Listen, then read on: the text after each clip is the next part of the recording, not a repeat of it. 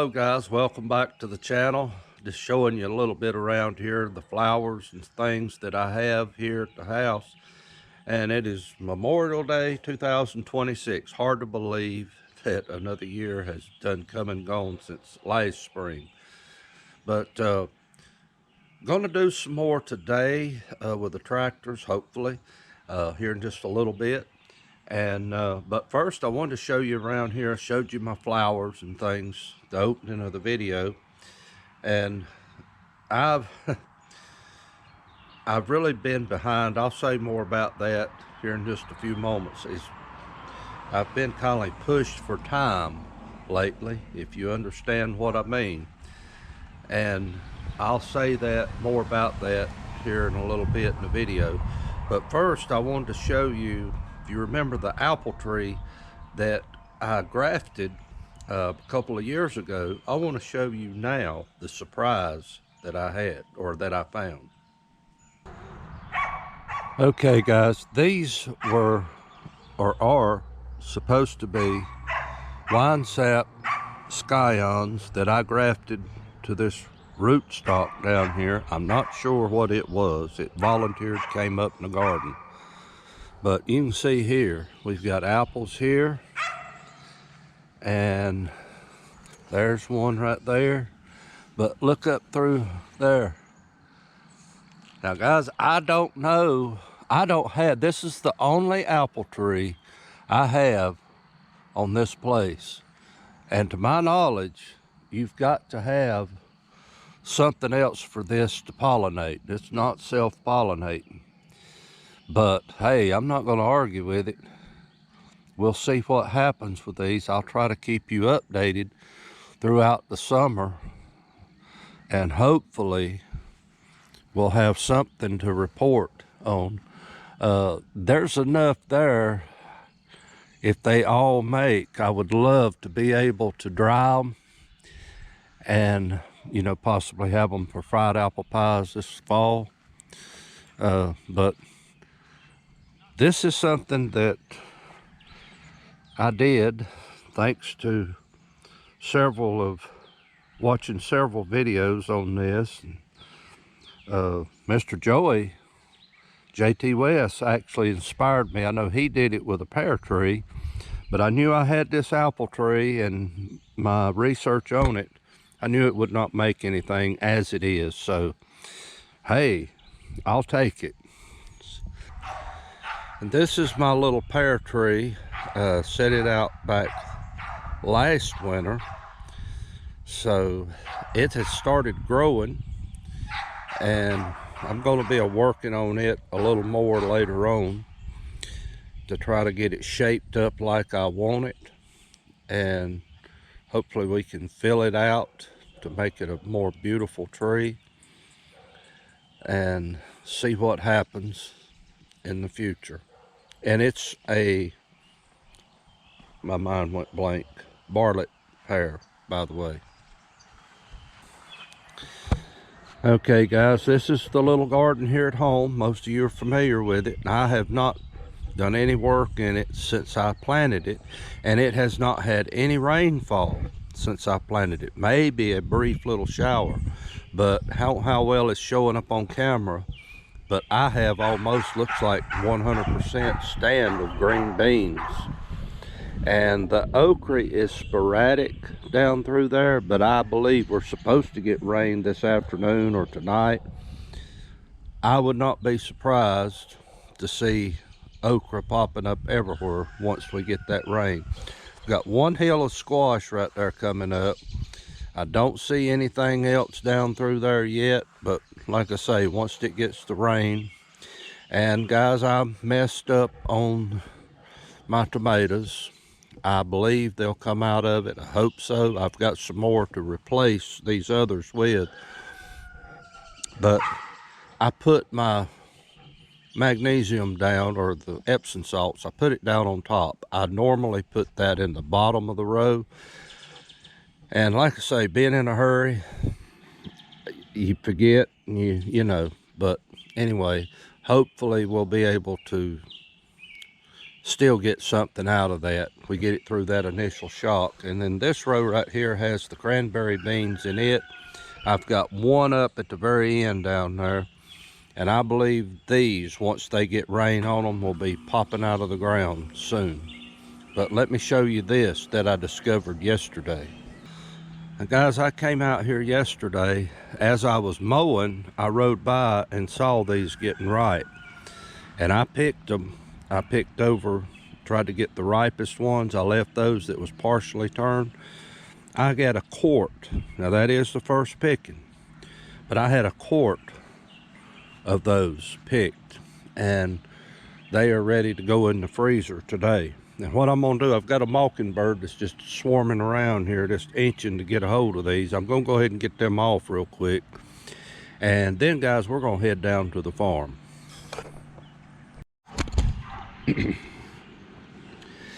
Okay guys, well, that's roughly looks like, what does that say?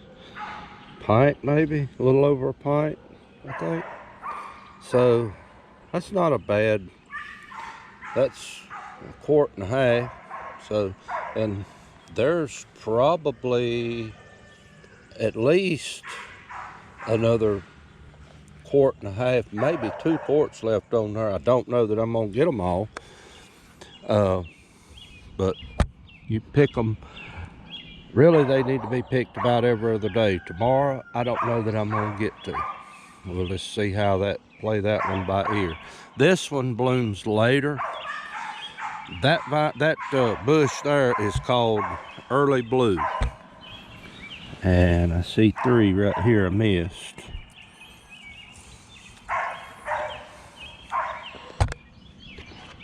That one's called Early Blue. This one, if you hadn't asked me, I could have told you. I can't remember the name of it. It's not Early Blue. It's, can't think of it now.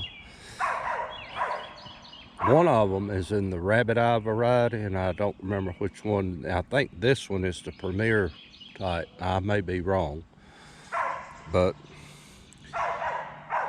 they're coming along. But let's look at them on there, guys. They are simply loaded. So anyway, okay guys, we're gonna head to the farm here in just a moment, and we'll try to do a little bit of fertilizing and cultivating and taking care of some business there. By the time you see this video, I'm going to be shy of 1 tooth, and tomorrow, Lord's willing, which will be Friday, I'm scheduled to have a tooth extracted, the first one I've had removed in a very long time, and I'm looking forward to being relieved of the pain, but another sense I'm dreading it as well. So anyway, and these dogs get on my nerves. I don't mind dogs, I love animals, but make them mine. Just throw that in there. But yeah, tomorrow, Lord willing, in the morning I'll be getting my tooth removed, and so I'm looking forward to getting it over with. I'm not looking forward to it, put it like that. And I've been battling this for some time, and this past week, that's why I've been pushed on time. I have not felt like actually getting out here doing what needs to be done. And when I do get an opportunity to do it, it's just hurry up and get it done. And that's part of the reason I've not been able to do any videoing lately, and for that fact as well. So guys, we're gonna head down to the farm and see what we can get into there. Now guys, y'all gonna see this as I'm seeing it. I noticed when I came in, as I come around the driveway that way there, I've got a cabbage plant. Looks like something has kicked it over or something, and I don't know. I don't see deer tracks. That's the first thing I'm looking for.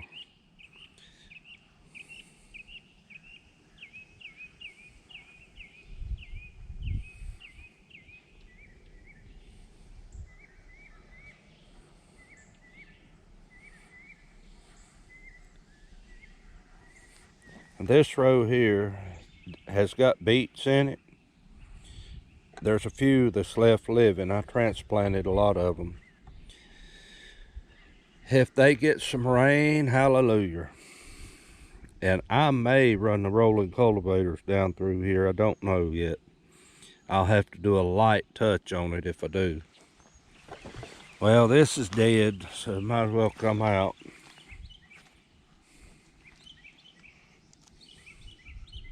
But something got in there and scratched that up. What could have done that, I don't know. I've never seen that before.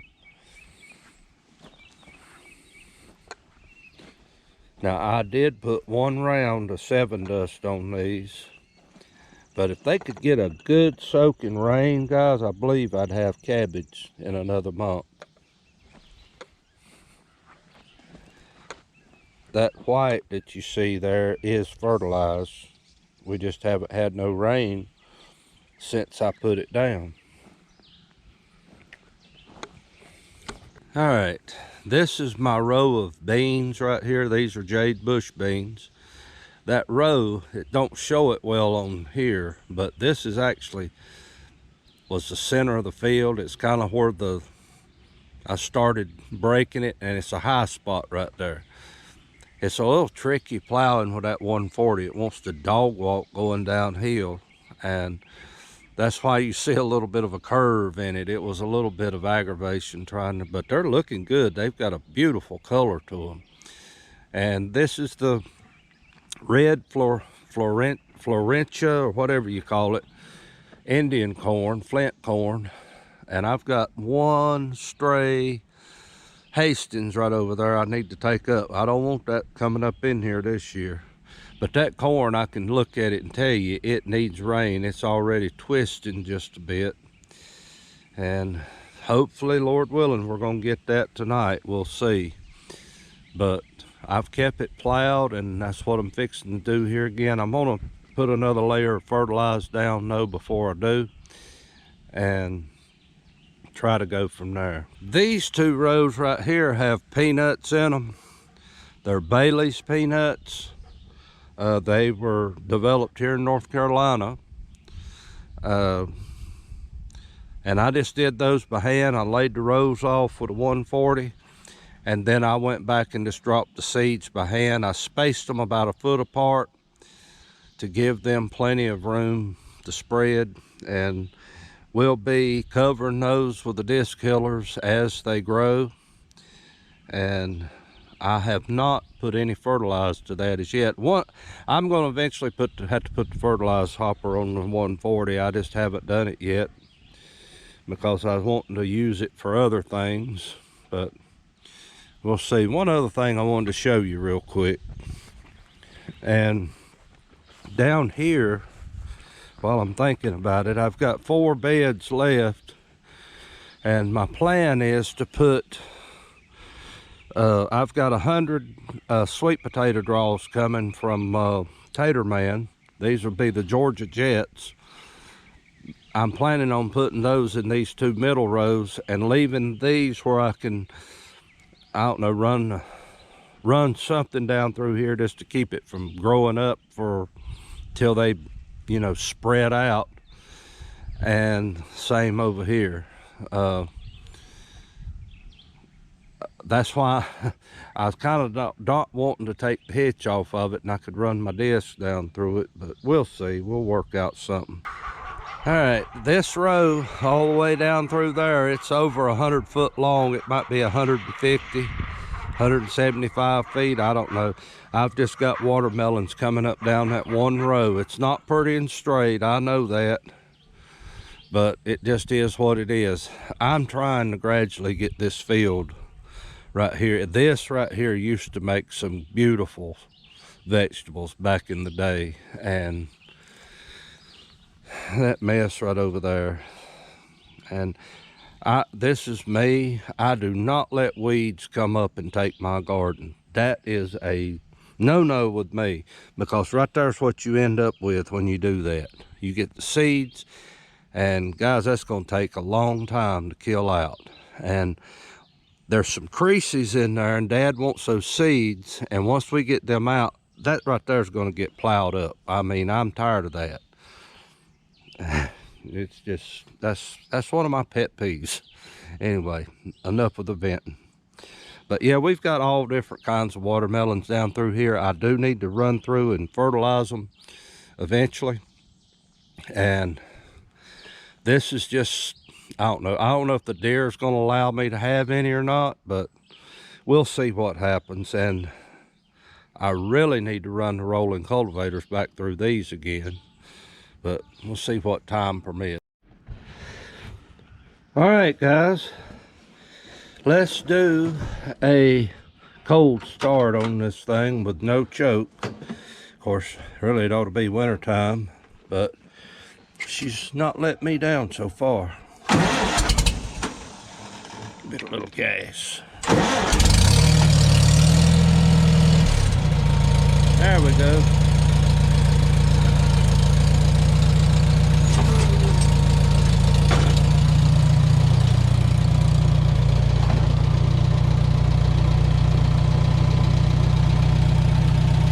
I love that setup right there. All right, guys, let's head to the field.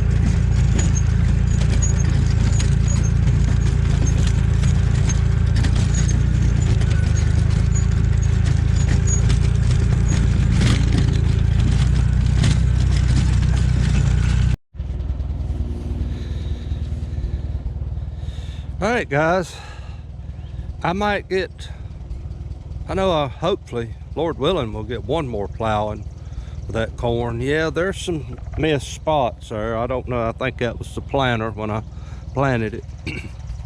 But overall it's not bad.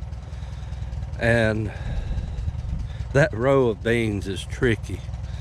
I don't know how much if I put that clip in there, it was tricky to do because the tractor dog walks. There's a little bit of an incline right there. It don't show up well on here, but they are. And so the next thing is possibly going to be the sweet potatoes. It's going to go down here, and hopefully maybe I can show that. I've got to get this out of here before it becomes a problem. Now don't you just look, guys, that volunteered to come up and it's already that tall, knee high almost, with nothing done to it. I mean, even been plowed to death around it. But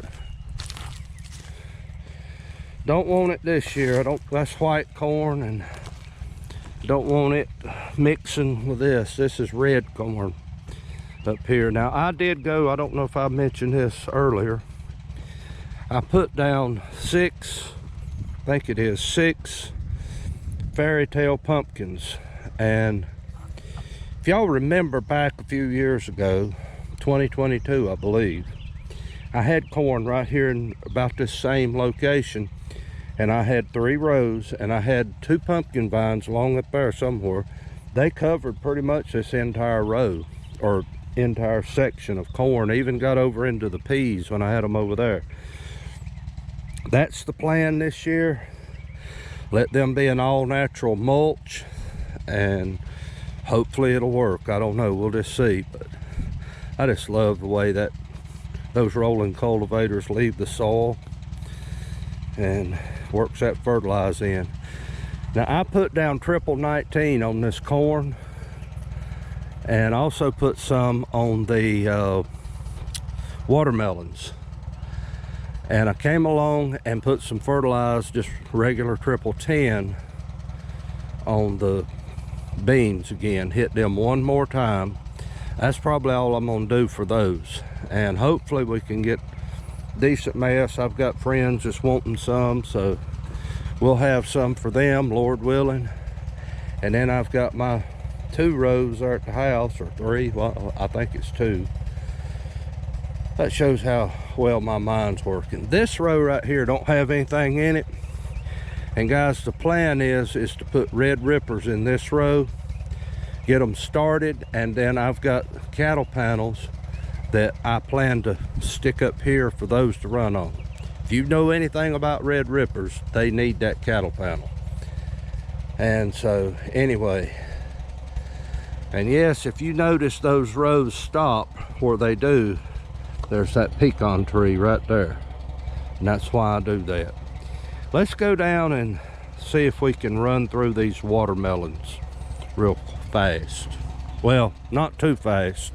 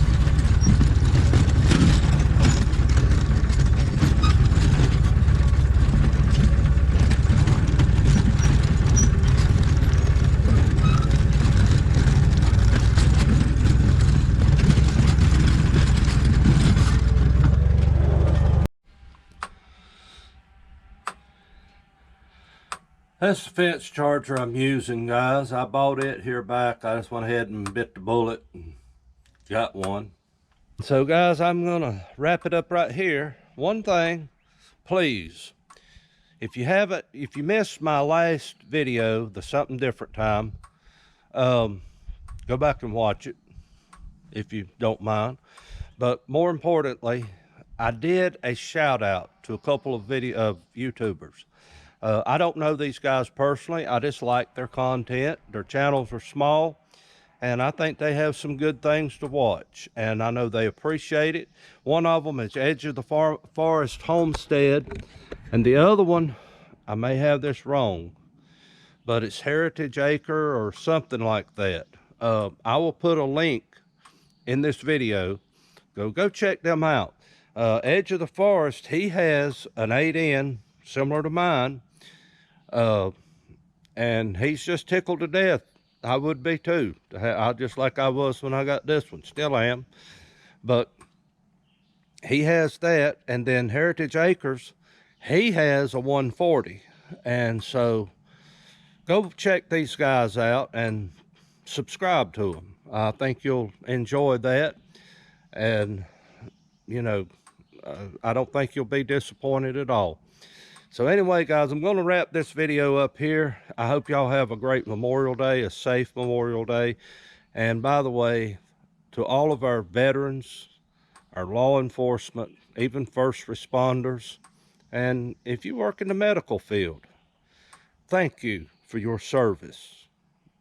That's something that's not said very often. So I want to take this time to say thank you. If you've served, are serving, or training to serve in the future, thank you from the bottom of my heart. Y'all have a great day. Thank you, guys, from Little NC Farmer.